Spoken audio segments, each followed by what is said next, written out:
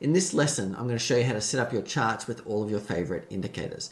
Everything in Realtest is controlled using scripts. So we're going to go back to the previous script that we used to import our data, and we're going to add a charts functionality to it so I can demonstrate exactly how it all works. So let's jump into Realtest now. So you can see here we've still got the input section. What I'm going to do now is add a charts section, and again you just start typing it and it'll come up in the drop down menu there for you. So we're going to start with charts, and what you're going to do here is just specify whatever indicators you want to have on your chart. So let's just start with a simple moving average. We'll just call it moving average 1, and let's make that a simple moving average. So we're just going to type MA, open brackets, and we're going to do a moving average of the close, and we're going to make it a 200 bar moving average. So once we do that, we can save that, apply that script. And then if we look at the chart that we've got of the NASDAQ 100, we can zoom in here and you can see we've got the 200-day moving average built on there. So we can add something else. So let's try adding RSI.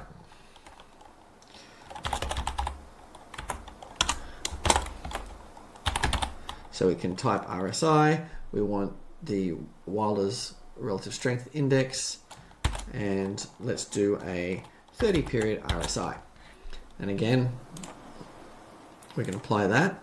Now if we look at the chart now, what you'll see is right down the bottom, the RSI is down here in a really basically horizontal green line. And the reason for that is it's plotted on the same scale as the price and the moving average. Obviously RSI has its own scale between 0 and 100, and so we need to plot it on a different scale. So what we're going to do is come back into the script here, and I'm going to add some curly brackets, and I'm going to put the little hat in between the curly brackets. And when I do that and apply it, what that's going to do is put the RSI in the top pane above the chart. We could also put it, if we want it below the chart, we can come in here and we can use the pipe function, the pipe key here, so the vertical line, and then apply that, and you'll see that that puts the RSI below the chart. Typically we would put this sort of indicator above. Okay, the next thing you want to understand is how to change the formatting of the indicators that you're plotting. In particular, number of decimal points is something you probably want to change just so your charts don't get too messy. So if we come back into Realtest, the script editor here, we've got our RSI plot. Now let's imagine we want to format the RSI to have 2 decimal places. The way we do that is we'd format as a number using the hash and 2, and that'll give us 2 decimal places. So if we hit apply and then come back to the chart here, so now you'll see on the right hand side, the vertical scale here has 2 decimal places. If we come back here and we decide we only want to make that 1 decimal place, we can change it to 1, hit apply, and come back and you'll see it, there's only 1 here. So you can format the numbers like that as well. So you can plot as many things as you want in your chart script. You just want to format them to be either in the price window, in the upper pane, or in the lower pane. The lower pane is called the volume pane.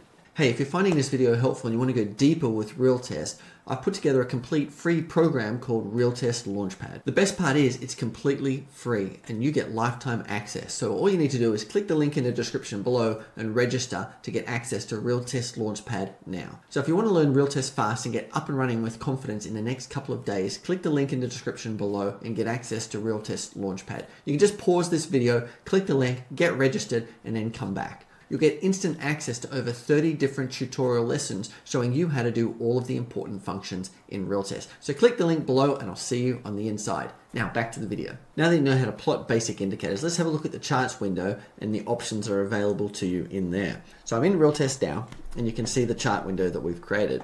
And just like most Windows programs, when you right click, there's a contextual menu that you can use here. And the first thing is you can right click on the price window and change it from a linear scale to a logarithmic scale, which is quite useful, particularly if you're looking at large time periods. If you want to go back, you can untick logarithmic and it'll go back to linear. Let's zoom back in again here. In addition to that, you can show the data as split adjusted or non-split adjusted. So one of the great things about Realtest is it knows what all of the original pricing was, and it also knows what the split adjusted pricing was. So in the chart, you can see split adjusted or non-split adjusted. It's not going to make a lot of difference in the NASDAQ chart, but if we look at the Apple chart and plot that one, and let's look at split adjusted, and then we can zoom all the way out. And then if we look at not split adjusted, you can see the stock splits on the chart there. That's interesting and useful, so you know what the original pricing was before the stock split. But typically with your backtesting, you're going to use split adjusted pricing. Okay, so we've got this, the logarithmic and the split adjusted. You can change the background color to black. I prefer a white chart, so I'm just going to leave that. And we can show and hide the crosshairs, so we can look at the crosshairs, and it's going to show the date down the bottom and also the price or the value of the indicator across on the right hand side. And same when you move up here into the indicator pane, same on the volume pane. So that's useful if you're trying to find the exact price or value of an indicator at a particular point on the chart. I'll hide the crosshairs for now. If we go into options, there's a few options we've got here. We can adjust the number of visible bars on the chart. I typically like to look at a couple of years on my chart, so I've got that set to about 400, but if you want a tighter time frame, you could set that to 200, click OK, and you can see that it zooms in. Or if you wanted to zoom in and out, you can hold down Control and spin the scroll wheel on your mouse, and that will zoom in and out for you as well. Let's go back to the options. Bar size, you can change from daily, weekly, monthly, quarterly, yearly, etc., just like most trading softwares. And over here, you can change the different colors of and line widths in the charts. So I'm not too fussed about changing those, but if you wanted to change the default colors, then you can do that by clicking on the three dots here, select a different color. So if you want to make the moving average, for example, a different color, you could do that. Probably the most useful is the logarithmic or non-logarithmic chart, and you can also change it from a candlestick to a bar chart. I'll just uncheck candlestick and you'll see it goes to bars. And if we go back to options, we can click candlestick, goes back to candlesticks. There's a couple of other useful functions that you've got access to in the right-click menu on the chart. One of them is show data.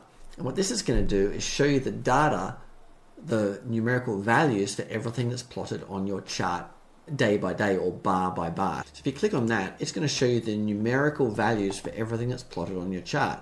So I've got the date, open, high, low, close, volume, the moving average indicator, and the RSI plot. And this is really great for being able to look over a particular period of time to see whether or not the indicator hit the value that you're after for your trading system. It's a useful way to debug and also understand what's actually going on. If you want to find where the crossover is or exactly when the RSI popped below or above a certain level, you can do that and use that to sense check your trading system signals as well. There are a couple of other useful things in this menu. If we look in here, you can hide the indicator pane, so you can do that.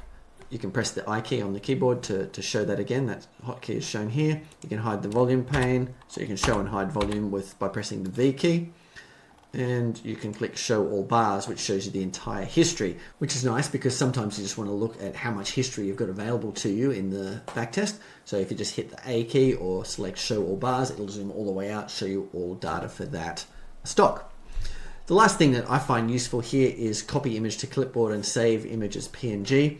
This can be useful if you're doing some trade journaling, if you're doing some research, if you're writing notes and brainstorming about system ideas. You might want to catch a snapshot of the stock that you're looking at with the various indicators and so on the chart and put it into your trading journal or your system development notes. So just copying the whole image to clipboard or saving it as a PNG file is useful for that as well.